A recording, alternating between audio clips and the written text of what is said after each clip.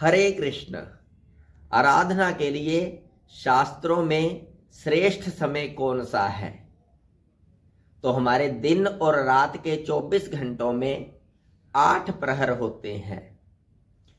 प्रथम प्रहर प्रातः काल, दूसरा मध्याह्न काल, तीसरा प्रहर अपराह्न काल, चौथा प्रहर सायंकाल, पांचवा प्रहर प्रदोष काल, छठा प्रहर निशीथ काल, सातवां प्रहर त्रियामा काल और आठवां प्रहर उषा काल।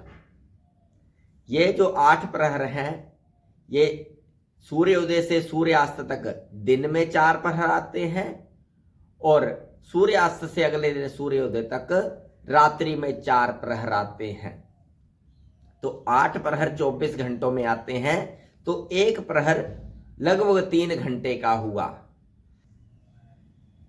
तो ये जो सबसे श्रेष्ठ समय है वो है दिन और रात का 8वां प्रहर, अर्थात उषा काल।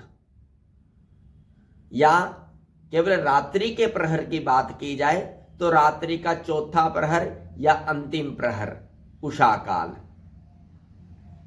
इस काल को ब्रह्म मुहूर्त कहा गया है।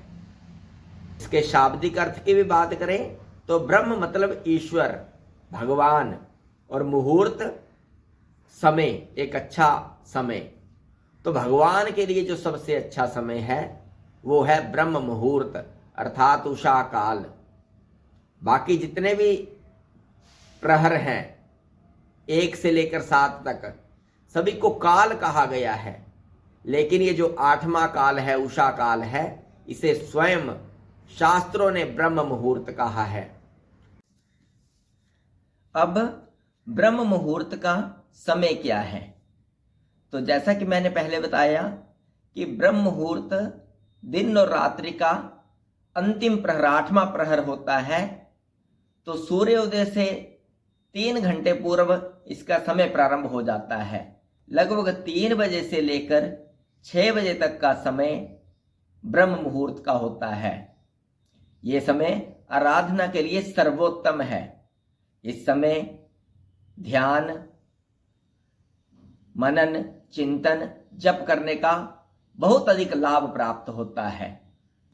इसके अलावा जो आराधना के लिए श्रेष्ठ समय है वो है प्रदोष काल।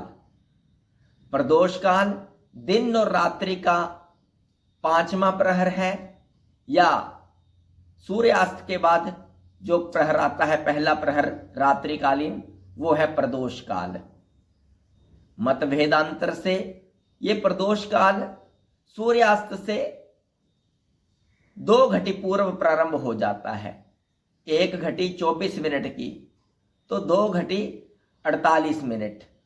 तो सूर्यास्त से 48 मिनट पहले प्रदोष काल प्रारंभ हो जाता है और सूर्यास्त के बाद ये समय 2 घंटे रहता है।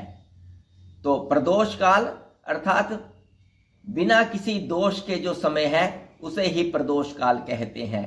तो ये 2 समय, सुबह का ब्रह्म मुहूर्त और शाम का प्रदोष काल, आराधना के लिए विशेष है।